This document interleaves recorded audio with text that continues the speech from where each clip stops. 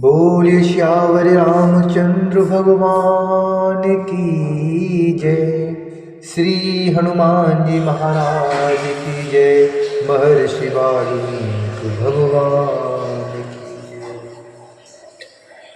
श्रीमद् वाल्मीकि रामायण के अयोध्या कांड के 34वें सर्ग में आज हम प्रवेश करेंगे और जिसमें वर्णन है सीता और लक्ष्मण से श्री राम का रानी सहित राजा दशरथ के पास जाकर वनवास के लिए विदा मांगना, राजा का शोक और मूर्छा, श्री राम का उन्हें समझाना तथा राजा का श्री राम को हृदय से लगाकर पुनः मूर्छित हो जाना।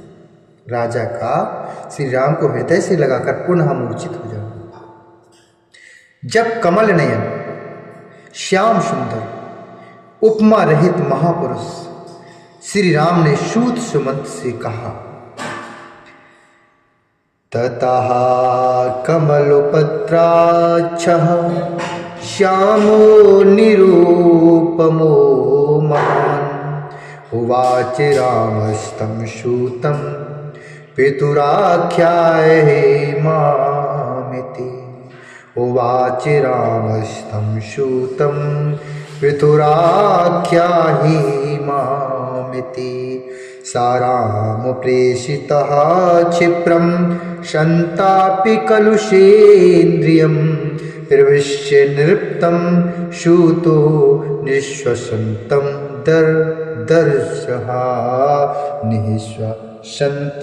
ददर्शः। जब कमल नयन श्याम सुंदर उपमा रहित महापुरुष श्री राम ने सूत सुमंत से कहा, आप पिताजी को मेरे आगमन की सूचना दे दीजिए। तब श्री राम की प्रेरणा से शीघ्र ही भीतर जाकर सारथी सुमंत ने राजा का दर्शन किया। उनकी सारी इंद्रियां संताप से कलुषित हो रही थी। वे लंबी सांस को खींच रही थी। सुमंत ने देखा पृथ्वीपति महाराज दशरथ राहुग्रस्त सूर्य राख से ढकी हुई आग तथा जलसूम तालाब के समान श्रीहीन हो रही है। उनका चित्त अत्यंत व्याकुल है और वे श्री राम का ही चिंतन कर रहे हैं। तब महाप्राज्ञ सूत ने महाराज को संबोधित करके हाथ जोड़कर कहा, पहले तो सूत सुमंत ने विजय सूचक आशीर्वाद देते हुए महाराज की अभ्युदय कामना की, फिर भय से व्याकुल मंद मधुर वाणी द्वारा यह बात कही, हे पृथ्वीनाथ, अयं स पुरुष व्याघ्रो द्वारे तिष्ठति ते सुतः ब्राह्मणेभ्यो धनं दत्त्वा शरीरं चैवोपजीविना। ब्राह्मणेभ्यो धनं दत्त्वा सर्वं चैवोपजीविना।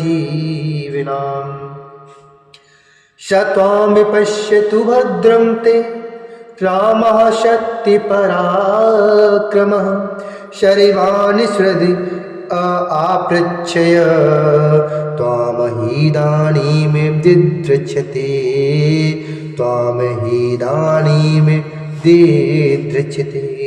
गमिष्यति महारण्यं तं पश्य जगतीपते वृत्तं राजगुणैः सर्वैरादित्यमिवरश्मिभिः।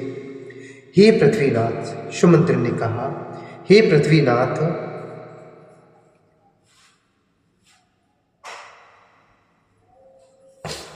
सुमंत्र ने कहा, हे पृथ्वीनाथ, आपके पुत्र ये शत पराक्रमी पुरुष सिंह श्री राम ब्राह्मण तथा आश्रय सेवकों को अपना सारा धन देकर द्वार पर खड़े हैं। आपका कल्याण हो। ये अपने सब सुहृदों से मिलकर उनसे विदा लेकर इस समय आपका दर्शन करना चाहते हैं। आज्ञा हो तो यहाँ आकर आपका दर्शन करें वो। हे राजन, अब ये विशाल वन में चले जाएंगे तथा किरणों से युक्त सूर्य की भांति समस्त राजोचित गुण से संपन्न श्री राम को आप भी जी भर के देख लीजिए। यह सुनकर समुद्र के समान गंभीर तथा आकाश की भांति निर्मल सत्यवादी धर्मात्मा महाराज दशरथ ने उन्हें उत्तर दिया, हे सुमंत्र, सुमंत्रानयमेदारान ये केचिदिहि मामकः दारहे परिवृत्तः सर्वैर्दृष्टमिच्छामि राघवम्। हे सुमंत्र, यहाँ जो कोई भी मेरी स्त्रियां हैं उन सबको बुलाओ। उन सबके साथ मैं श्री राम को देखना चाहता हूँ। तब सुमंत ने बड़े वेग से अंतःपुर में जाकर सभी स्त्रियों से कहा, हे देवियों, आप लोगों को महाराज बुला रही हैं, अतः वहाँ शीघ्र चलें। राजा की आज्ञा से सुमंत के ऐसा कहने पर वे सब रानियां स्वामी का आदेश समझकर वे उस भवन की ओर चली। कुछ लाल नेत्रों वाली 350 पतिव्रता युवती स्त्रियां महारानी कौशल्या को सब ओर से घेर कर धीरे धीरे उस भवन में गईं। उन सबके आ जाने पर उन्हें देखकर पृथ्वीपति राजा दशरथ ने सूत से कहा, हे सुमंत्र, अब मेरे पुत्र को ले आओ। आज्ञा पाकर सुमंत्र गए और श्री राम, लक्ष्मण तथा सीता को साथ लेकर शीघ्र ही महाराज के पास लौट आए। महाराज दूर से ही अपने पुत्र को हाथ जोड़कर आते देखकर सहसा अपने आसन से उठ खड़े हुए। उस समय स्त्रियों से घिरे हुए वे नरेश शोक से आर्त हो रहे थे। श्री राम को देखते ही वे प्रजापालक महाराज बड़े वेग से उनकी ओर दौड़े, किंतु उनके पास पहुंचने के लिए पहले ही दुख से व्याकुल होकर पृथ्वी पर गिर पड़े और मूर्छित हुए। उस समय श्री राम और महारथी लक्ष्मण बड़ी तेजी से चलकर दुख के कारण अचेत से हुए शोकमग्न महाराज के पास जा पहुंचे।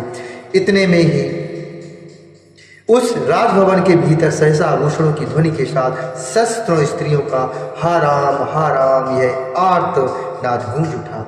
श्री राम और लक्ष्मण दोनों भाई भी सीता के साथ रो पड़े और उन तीनों ने महाराज को दोनों भुजाओं से उठाकर पलंग पर बिठा दिया।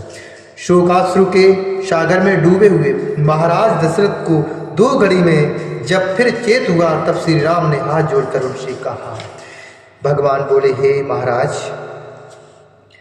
आपृच्छे त्वाम महाराज, आपृच्छे त्वाम महाराज, सर्वेशामीश्वरोऽशिनः प्रस्थतमुदण्डिकारण्यं पश्यतुं कुशलेन मामो पश्यतुं कुशलेन माम। भगवान श्री राम ने कहा, हे महाराज, आप हम लोगों के स्वामी हैं। मैं दंडकारण्य को जा रहा हूँ और आपसे आज्ञा लेने के लिए यहाँ पर आया हूँ। आप अपनी कल्याणमय दृष्टि से मेरी ओर देखिए। मेरे साथ लक्ष्मण को भी वन में जाने की आज्ञा दीजिए। साथ ही यह भी स्वीकार कीजिए कि सीता भी मेरे साथ वन को जाए। मैंने बहुत से सच्चे कारण बताकर इन दोनों को रोकने की चेष्टा की, परंतु ये यहाँ रहना नहीं चाहते हैं। अतः दूसरों को मान देने वाले हे नरेश, आप शोक छोड़कर हम सबको, मुझको, लक्ष्मण और सीता को भी उसी तरह वन में जाने की आज्ञा दीजिए जैसे ब्रह्मा जी ने अपने पुत्र शनकादिकों को तब के लिए वन में जाने की अनुमति दी थी। इस प्रकार शांत भाव से वनवास के लिए राजा की आज्ञा की प्रतीक्षा करते हुए श्री रामचंद्र जी की ओर देखकर महाराज ने उनसे कहा, हे रघुनंदन, मैं कैकेयी को दिए हुए वर के कारण मोह में पड़ गया हूँ। तुम मुझे कैद करके स्वयं ही अब अयोध्या के राजा बन जाओ। तुम मुझे कैद करके स्वयं ही अब अयोध्या के राजा बन जाओ। महाराज के ऐसा कहने पर बातचीत करने में कुशल धर्मात्माओं से श्री राम ने दोनों हाथ जोड़कर पिता को इस प्रकार उत्तर दिया, हे महाराज, आप सहस्त्रों वर्षों तक इस पृथ्वी के अधिपति बने रहे। मैं तो अब वन में ही निवास करूंगा। मुझे राज्य लेने की इच्छा नहीं है। हे नरेश्वर, 14 वर्षों तक वन में घूम फिरकर आपकी प्रतिज्ञा पूरी कर लेने के पश्चात मैं पुनः आपके युगल चरणों में मस्तक को झुकाऊंगा। राजा दशरथ एक तो सत्य के बंधन में बंधे हुए थे, दूसरे एकांत में कैकेयी उन्हें श्री राम को वन में तुरंत भेजने के लिए बात कर रही थी। इस अवस्था में वे आर्तभाव से रोते हुए वहां अपने प्रिय पुत्र श्री राम से, हे तात, तुम कल्याण के लिए, वृद्धि के लिए और फिर लौट आने के लिए शांत भाव से जाओ। तुम्हारा मार्ग विघ्न बाधाओं से रहित और निर्भय हो। हे बेटा रघुनंदन, तुम सत्य स्वरूप और धर्मात्मा हो। तुम्हारे विचार को पलटना तो असंभव है, परंतु रात भर और रह जाओ। सिर्फ एक रात के लिए सर्वथा अपनी यात्रा रोक दो। केवल एक दिन भी तो तुम्हें देखने का सुख उठा लूं। अपनी माता को और मुझको इस अवस्था में देखकर आज की इस रात में यहीं रह जाऊं। मेरे द्वारा संपूर्ण अभिलषित वस्तुओं से तृप्त होकर कल प्रातः काल यहाँ से चले जाऊं। हे मेरे प्रिय पुत्र श्री राम, तुम सर्वथा दुष्कर कार्य कर रहे हो। तुम सर्वथा दुष्कर कार्य कर रहे हो। मेरा प्रिय करने के लिए ही तुमने इस प्रकार वन का आश्रय लिया है। परंतु हे बेटा रघुनंदन, मैं सत्य की शपथ खाकर कहता हूं कि यह मुझे प्रिय नहीं है। मुझे तुम्हारा वन में जाना अच्छा नहीं लगता है। यह मेरी स्त्री कैकेयी राख में छिपी हुई आग के समान भयंकर है। इसने अपने क्रूर अभिप्राय को छिपा रखा था। इसी ने आज मुझे मेरे अभिसंकल्प से विचलित कर दिया है। कुलोचित सदाचार का विनाश करने वाली इस कैकेयी ने मुझे वरदान के लिए प्रेरित करके मेरे साथ बहुत बड़ा धोखा किया है। इसके द्वारा जो वंचना मुझे प्राप्त हुई है उसी को तुम पार करना चाहते हो। हे पुत्र, तुम अपने पिता को सत्यवादी बनाना चाहते हो। तुम्हारे लिए यह कोई अधिक आश्चर्य की बात नहीं है, क्योंकि तुम गुण और अवस्था दोनों ही दृष्टियों से मेरे ज्येष्ठ पुत्र हो। अपने शोकाकुल पिता का यह कथन सुनकर उस समय छोटे भाई लक्ष्मण से श्री राम ने दुखी होकर कहा, हे महाराज, आज यात्रा करके मैं जिन गुणों अर्थात लाभों को पा जाऊंगा उन्हें कल कौन मुझे देगा। अतः मैं संपूर्ण कामनाओं के बदले आज यहाँ से निकल जाना ही अच्छा समझता हूँ और इसी का वर्ण चाहता हूँ। राष्ट्र और यहाँ के निवासी मनुष्यों सहित धन धान से संपन्न यह सारी पृथ्वी मैंने छोड़ दी। आप इसे भरत को दे दें। मेरा वनवास विषयक निश्चय अब बदल नहीं सकेगा। हे वरदायक नरेश, आपने देवासुर संग्राम में कैकेयी को जो वर देने की प्रतिज्ञा की थी उसे पूर्ण रूप से जीती और सत्यवादी बनी। मैं आपकी उक्त आज्ञा का पालन करता हुआ 14 वर्षों तक वन में वनचारी प्राणियों के साथ निवास करूंगा। आपके मन में कोई अन्यथा विचार नहीं होना चाहिए। आप यह सारी पृथ्वी भरत को दे दीजिए। हे रघुनंदन, मैंने अपने मन को सुख देने अथवा स्वजनों का प्रिय करने के उद्देश्य से राज्य लेने की इच्छा नहीं की थी। आपकी आज्ञा का यथावत रूप से पालन करने के लिए ही मैंने उसे ग्रहण करने की अभिलाषा की थी।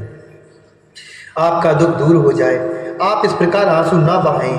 सरताओं का स्वामी दुर्धर्ष समुद्र क्षुब्ध नहीं होता है, अपनी मर्यादा का त्याग नहीं करता है। इसी तरह आपको भी क्षुब्ध नहीं होना चाहिए। मुझे ना तो इस राज्य की, न सुख की, न पृथ्वी की, न इन संपूर्ण भोगों की, स्वर्ग की और न जीवन की ही इच्छा है।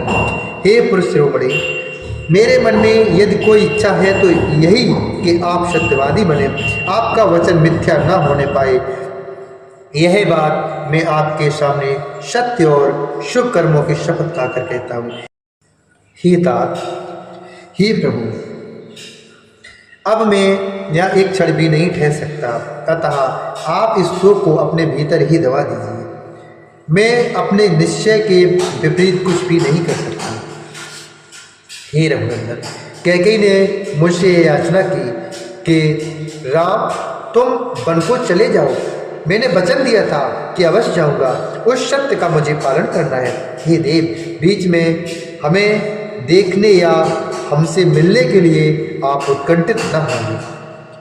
शांत स्वभाव वाले मृगों से भरे हुए और भांति भांति के पक्षियों की कलरवों से गूंजते हुए उस वन में हम लोग बड़े आनंद से रहेंगे।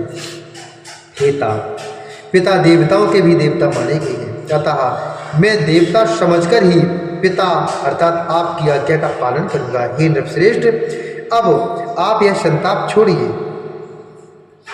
14 वर्ष बीत जाने पर आप मुझे फिर आया हुआ देखेंगे।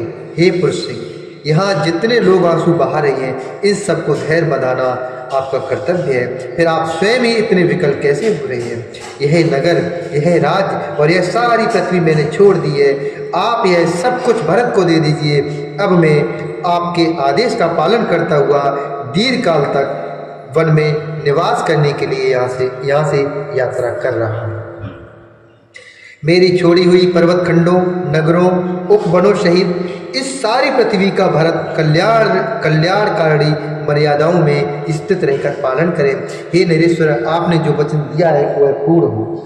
हे पृथ्वीनाथ, हे निष्पाप महाराज, सत्पुरुषों द्वारा अनुमोदित आपकी आज्ञा का पालन करने में मेरा मन जैसा लगता है वैसा बड़े बड़े भोगों तथा अपने किसी प्रिय पदार्थ में भी नहीं लगता। अतः मेरे लिए आपके मन में जो दुख है वह दूर हो जाना चाहिए।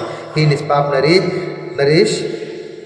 निष्पाप नरेश, आज आपको मिथ्यावादी बनाकर मैं अच्छे राज्य, सब प्रकार के भोग, वसुधा का आधिपत्य, मिथिलेश कुमारी सीता तथा अन्य किसी अवलिखित पदार्थ को भी स्वीकार नहीं कर सकता। मेरी एकमात्र इच्छा यही है कि आपकी प्रतिज्ञा सत्य हो। मैं विचित्र वृक्षों से युक्त वन में प्रवेश करके फल मूल का भोजन करता हुआ वहाँ की पर्वतों, नदियों और सरोवरों को देख देखकर सुखी होऊंगा। इसलिए आप अपने मन को शांत कीजिए। श्री राम का ऐसा कहने पर पुत्र विछोह के संकट में पड़े हुए राजा दशरथ ने दुख और संताप से पीड़ित होकर उन्हें छाती से लगाया और फिर अचेत होकर वे पृथ्वी पर गिर पड़े। उस समय उनका शरीर जड़ की भांति कुछ भी चेष्टा न कर सका।